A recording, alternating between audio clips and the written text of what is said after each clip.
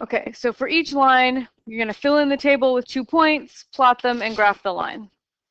So we have 2x plus y equals 6. So two nice points to choose are when x is 0 and when y is 0, because it just makes the calculations nice and easy. And those end up being the y and the x intercepts. So if I make x 0 in this equation, what does y have to be? 6. So my ordered pair is 0, 6, which is the y-intercept, 0, 6. When I make x 0, I end up with the y-intercept. All right, so then if I make y 0, what does x end up being? 3. So I get the point 3, 0, which is the x-intercept, because 3, 0 is on the x-axis. So anytime I make y 0, I end up getting the x-intercept. Okay. So then we connect these two with a line, preferably straighter than that one, but you get the idea. So this familiar? Done this before? Okay, good. So the big idea is that every ordered pair, x, y, that satisfies an equation is on the graph of that equation. And the converse, the reverse, is true. Every point on the graph satisfies the equation. So I could plug in all kinds of different x's and y's and I would get points that lie on this graph. Or I could pick a point that's on the graph, like, I don't know, I can't really tell because I drew this so badly. Let's see.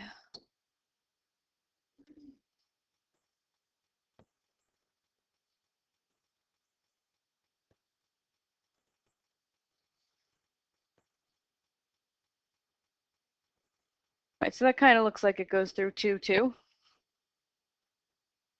Nope, no it doesn't. Yes, it does. 2, 2. Okay, so we have this point. It looks like it goes through 2, 2. So that means that if I plug in a 2 for x and a 2 for y, this equation should be true. 2 times 2 plus 2. Does that equal 6? Yeah. Okay, so that's good. So any point that's on the line, you can plug the coordinates in, the equation should be true. And then you can also make coordinates by plugging in an x and solving for y, and that is on the line. Okay, so that's the big idea about graphing. So now let's say we have a line segment rather than a full line that goes on forever. I want to know the length of it, or the distance between the 2 points, the distance between the endpoints. So even if you don't remember the formula perfectly, we should still be able to answer this question. Any ideas how we might go about it? Yes, we can use the Pythagorean Theorem. So if you use this line segment to be the diagonal of a right triangle, the hypotenuse of a right triangle, then we can figure out what this length is, either by counting or using the coordinate, right? So it looks like we have 1, 2, 3, 4, 5, and then 1, 2, 3, so it's a total of 8. 1, 2, 3. Oh, okay. Yeah, and then up and down we have 6. So then I have the Pythagorean theorem, a squared plus b squared equals c squared, where a and b are the two legs, the two sides that are at a right angle, and c is the hypotenuse. So I can plug in 6 for a, 8 for b, and solve for c. And what do you get? 10. You might also recognize 6, 8, 10 as a Pythagorean triple. So there's 3, 4, 5, and any multiple of 3, 4, 5, like 6, 8, 10. There's 5, 12, 17, common Pythagorean triple. If you don't know them, you don't worry about it. But they are handy sets of numbers to have in your head.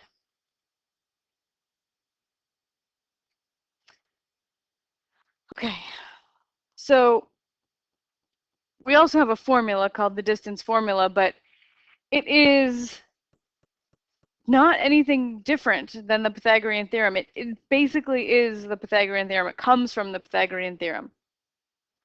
So we've got this picture, right, where I've got one point and another point. We call this point A x1, y1, and this point B x2, y2. So when I build my right triangle, this point C is going to have the same x coordinate as B, because to get to B or to C, both of them start at the origin and go to the right the same distance. So they have the same x coordinate. So this would be x2. This is x2, y2. This is x1, y1. And then this point C has the same y coordinate as the point A, because both of them went over some distance, but then they went up the same amount. Okay, so they're going to have the same y coordinate, so this is y1. So that point C has coordinates x2, y1. And then you can find the distance from these 2 points. They have the same y coordinate, so their distance is just the difference in their x coordinates. And they have absolute value because distance is a positive value. So you can subtract them in either order and then just make it positive. And B and C, you can get their distance. They have the same x coordinate. They're on a vertical line. So to get the distance between them, just subtract the y coordinates. And same thing, take absolute value because distance is positive. So then the Pythagorean theorem, if I call this, say, side, we'll call this D, right? This unknown distance. So I would say a squared plus b squared equals d squared in this case. And a is x2 minus x1.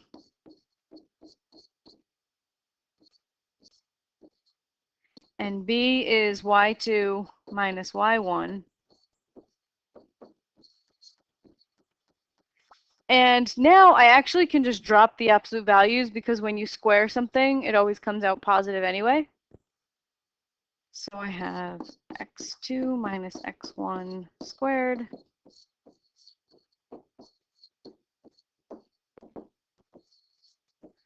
And if I want to know what d is, all I have to do is square root both sides now.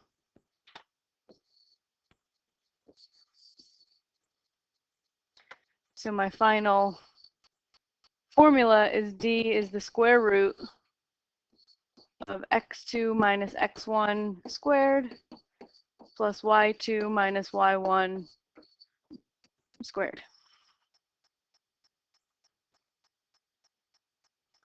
So if you're a formula lover, write this formula down on a note card and never leave home without it, right? Or you don't ever have to remember this formula. Just use the Pythagorean theorem every time.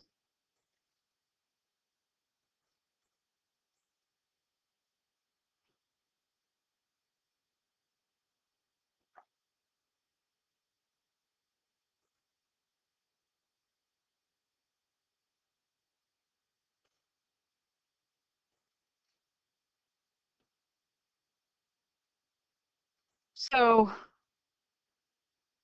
I want you in your groups, you can use whichever method you like, the Pythagorean theorem or the distance formula. Find the distance between the points 1, 3 and -3, -2. Find the distance between those two. Yeah, let's do -2, because I didn't plot -3, +2. Okay, so let's have a look. I'm going to do it both ways. I saw lots of people drawing a triangle and using the Pythagorean theorem, and I saw some people using the distance formula. So I will do it both ways. So the triangle way, you connect your 2 points. That's the length we're looking for, the distance we're looking for.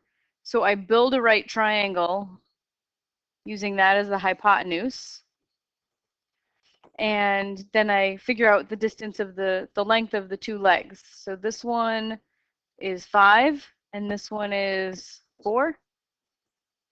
And then to find out the distance, I would say 4 squared plus 5 squared equals the hypotenuse squared.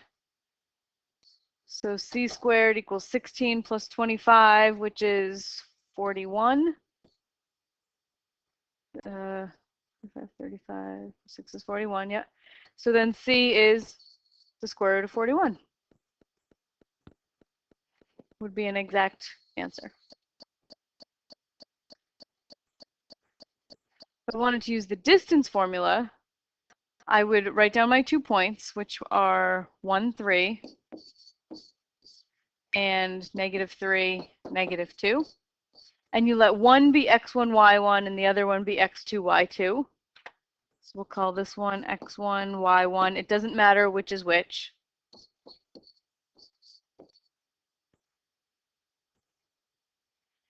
Then I'm going to write down the distance formula. D is equal to the square root of x2 minus x1 squared plus y2 minus y1 squared.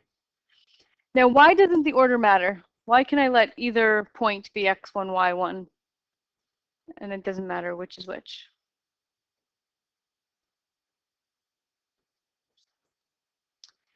Well, with the x1 and the x2, right?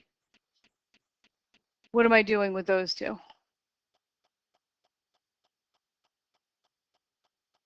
First, what am I going to do before I square? X2 and x1, subtract, yeah. So and then when I square, it's going to become positive, right? So if I did, say, 5 minus 2, and then square it, I'd get 9, right? Because 5 minus 2 is 3. 2 minus 5 is -3, and when I square it, I still get 9. So the squaring is the reason that the order doesn't matter. So now I'm going to plug in the numbers I have here. So x2 I have as -3 minus x1, which is 1. y2 is -2 minus y1, which is 3.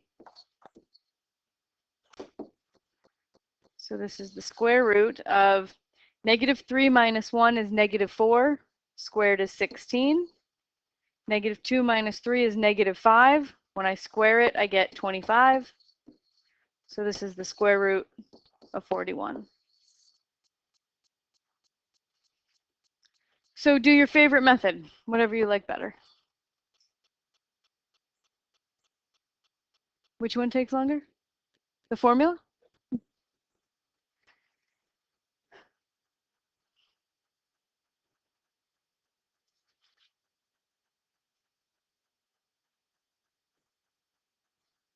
So this is an activity we're going to come back to.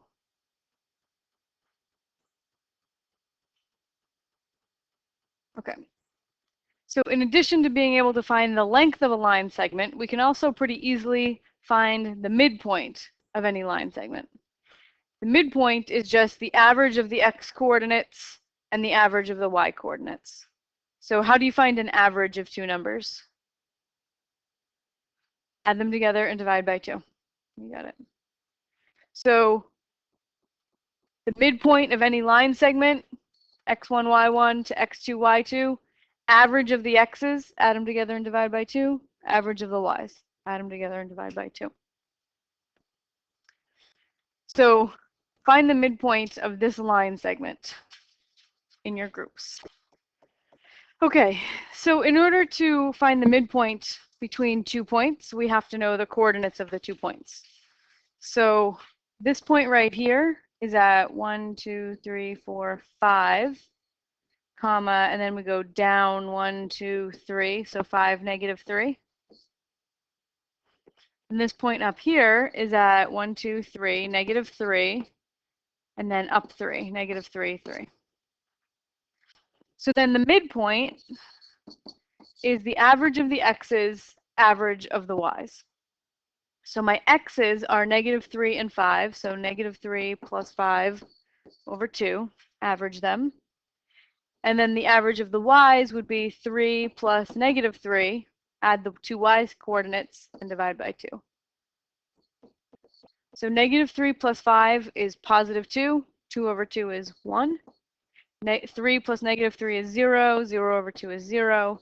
So I get 1, 0, And does that look right? If I put a point at 1, 0, it looks like the middle of the line, so it's a good check to see if what we came out with was reasonable.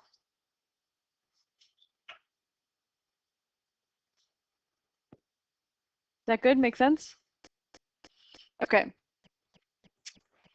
So we also need to be able to identify X and Y-intercepts on a graph or given an equation. So I want to find the X and Y-intercepts of this graph, x cubed minus x.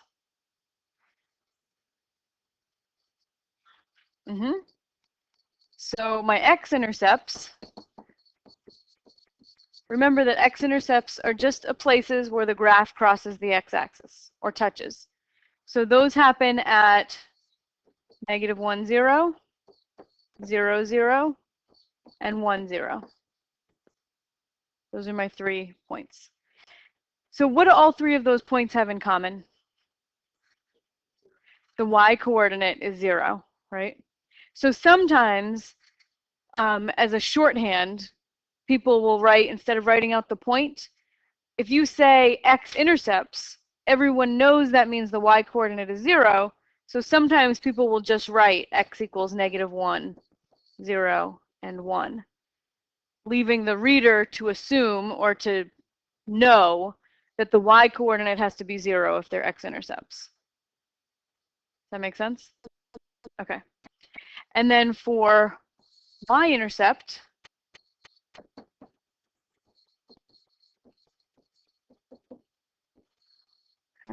where's my y-intercept? Where does the graph cross the y-axis?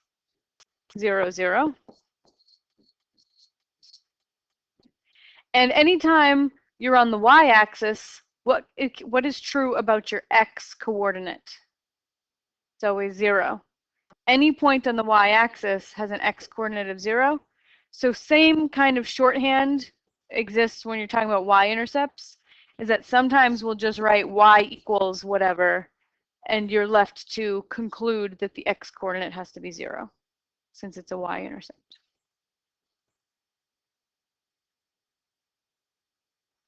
Now, if I hadn't had a graph of this guy, okay, I would have to use algebra to find the x and y-intercepts.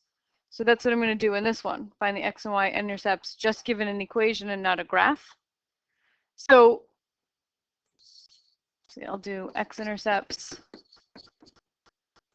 y-intercepts. So we just talked about the fact that x-intercepts, all x-intercepts have y-coordinates of 0. The y-coordinate is 0. So in your equation, we're going to replace the y with a 0 and find out what x will make that happen. So any x-coordinate will always have a y-coordinate of 0. So you replace y with 0 and solve the equation. So this guy ends up factoring to x minus 6, x plus 1. And we get x minus 6 equals 0, or x plus 1 equals 0, and x equals 6, x equals -1. So we have 2 x-intercepts at 6 and at -1.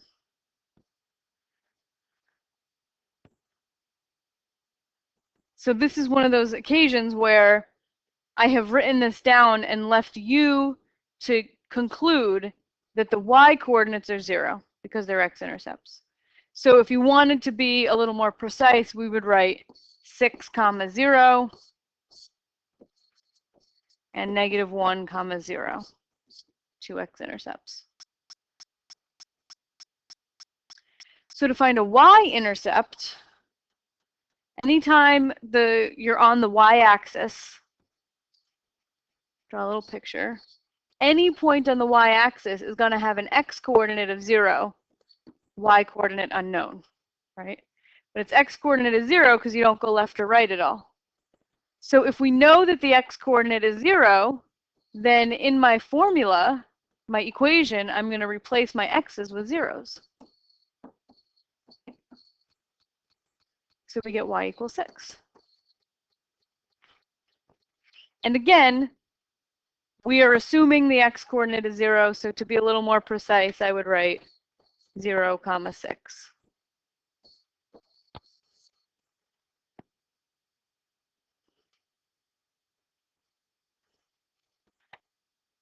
That good?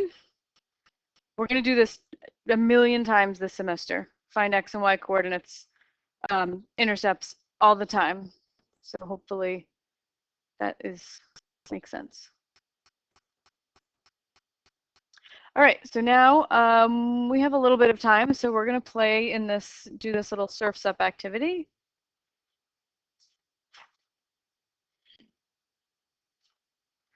Okay, so we have a surfer camping on a triangular island. Happens to be an equilateral triangle, 10 kilometers long. Each side is 10 kilometers long. And the surfer has to pick a point where she's going to set up camp. And each of the 3 beaches has some fantastic surfing to offer. So she decides that she's going to set up camp at a point that's going to give her the shortest total walk from camp to the 3 beaches. So she's going to choose a point on the island. Here's an example. Like, let's say she chose point D.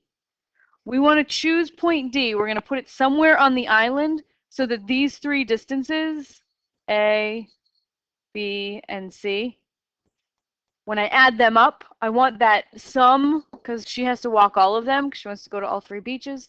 I want that to be as small as possible.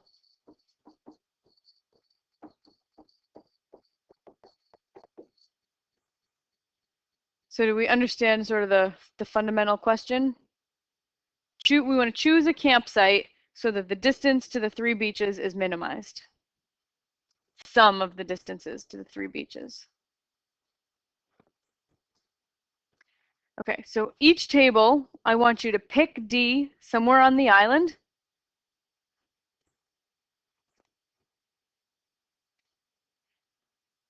So as a group, decide on a place where you're going to camp.